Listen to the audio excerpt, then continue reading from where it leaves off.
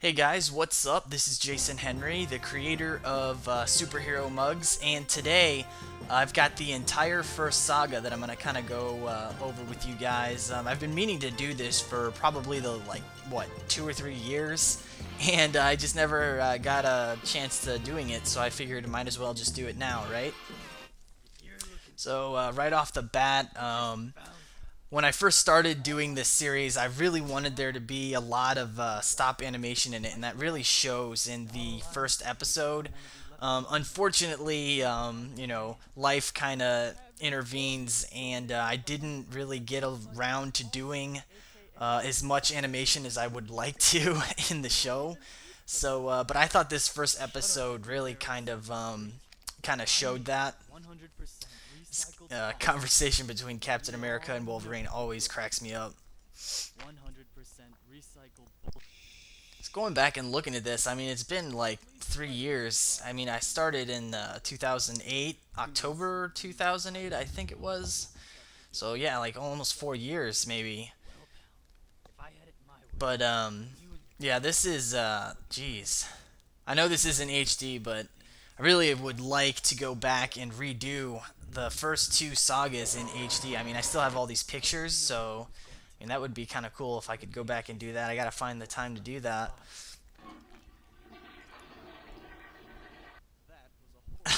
I love that whole bit where they flush thing down the toilet. Brenya did such a good job doing that. John Brenya plays the voice of Thing, and I thought that was really funny how that turned out.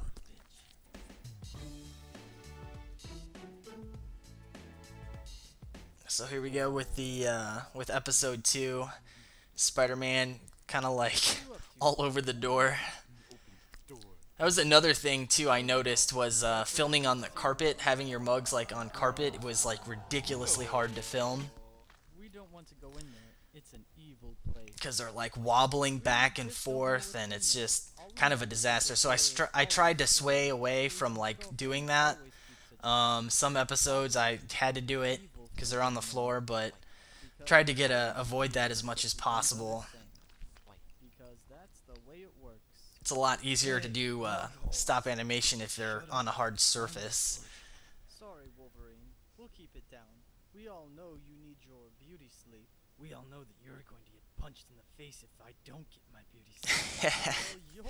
This part was good too.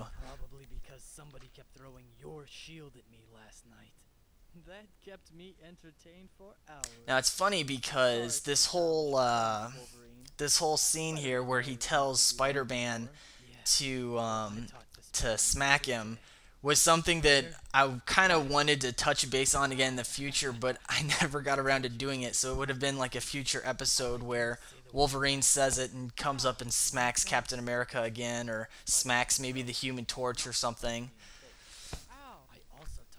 Maybe that'll be something I go back and redo in the movie.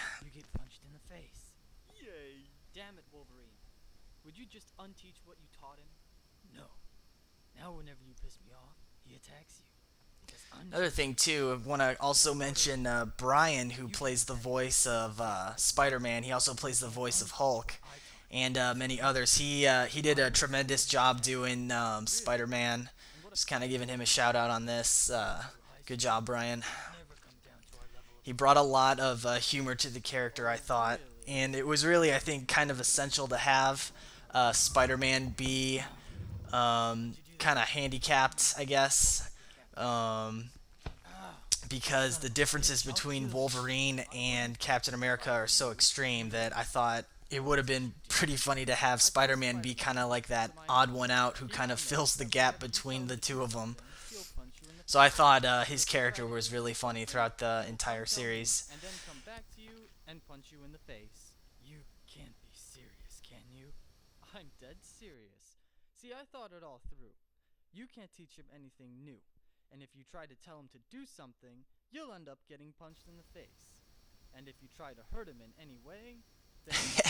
Another thing I've been noticing too is that I guess like back when I was filming these episodes, I love to have just like a ton of different objects in the background. Um, just like like there was just a shot where you just saw there was a Sunkiss can and like some crackers. some of those things were already there. Like, that was just how I guess I lived in the apartment. Sorry, Lauren. Um, but other times I'd strategically put things in the background just to have them there. It's this third episode now. That glass thing, I think I moved it for that particular shot. In hindsight, probably shouldn't have put the Reese's Puffs box in this, but whatever. I guess it's kind of free promotion for them.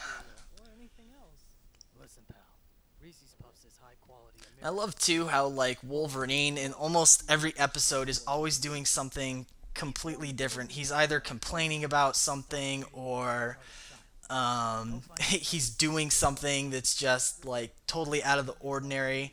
And Captain America always just comes in and like scolds him or asks him what he's doing, and Wolverine would always respond with just like this, "Hey, I don't really care what you're coming in here for, pal."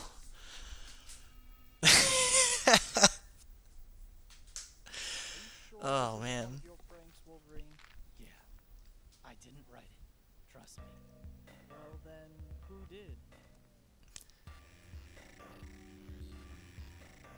And in case this is the start of the fourth episode now, I had to take out the intros and some of the text that was there, so it would just be very fluid as if it were a movie while you're watching this. And if you don't want to hear my voice, that's too bad, because I'm not going to be releasing the first Saga without this commentary. Or maybe I will later. I haven't decided yet. So the big reveal.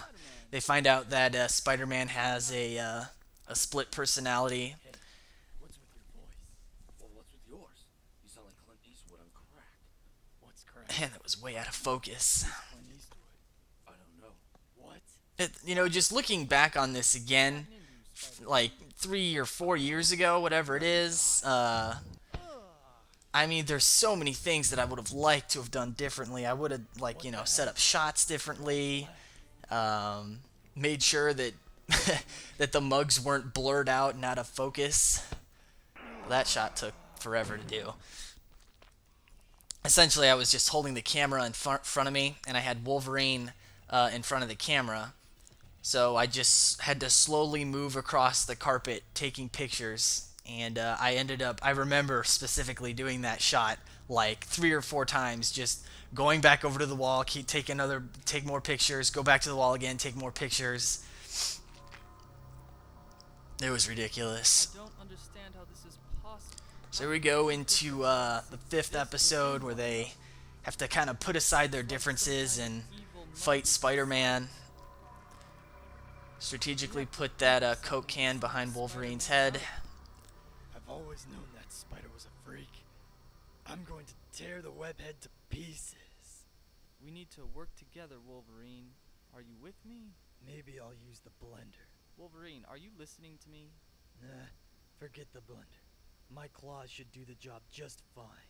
Wolverine, What? all you can do is possibly scratch things.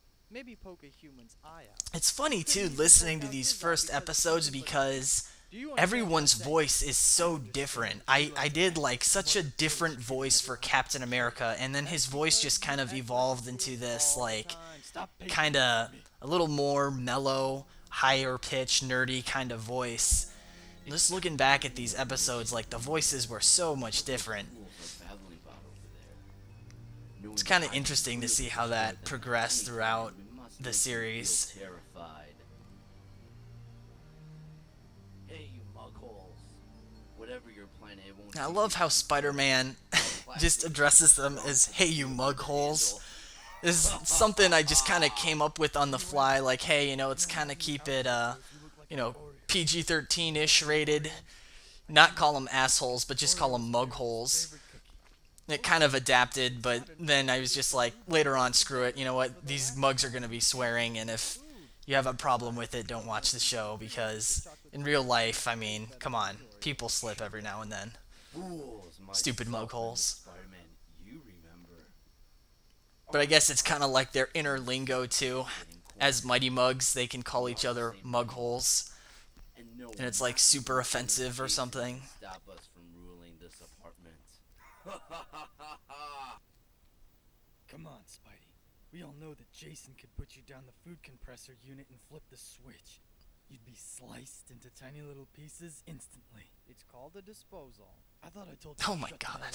Hey, wait That hard drive that was right there, that thing is super old. I don't know what happened to that thing.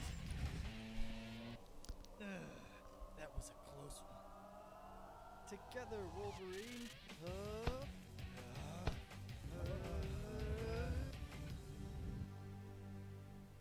Hey, Bub. I ain't finished with you yet. Wolverine.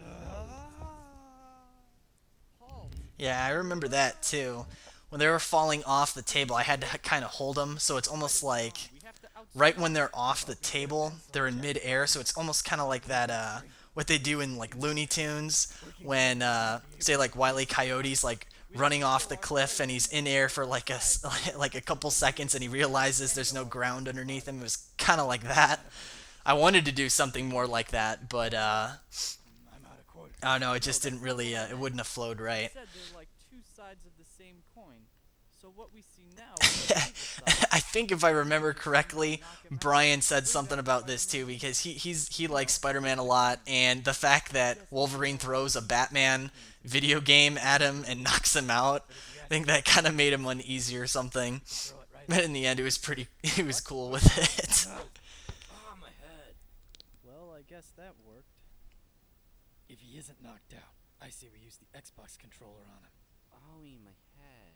Are you okay, Spider-Man? Yeah, So coming up on the ending here, we had Why didn't you tell us? Iron Man come in, and my girlfriend Lauren plays the voice of Iron Man, and in this episode, at the time I was really like, okay, I didn't really research how to do the Iron Man voice. I just kind of messed around and got his voice to sound like that. It sounded just so bad.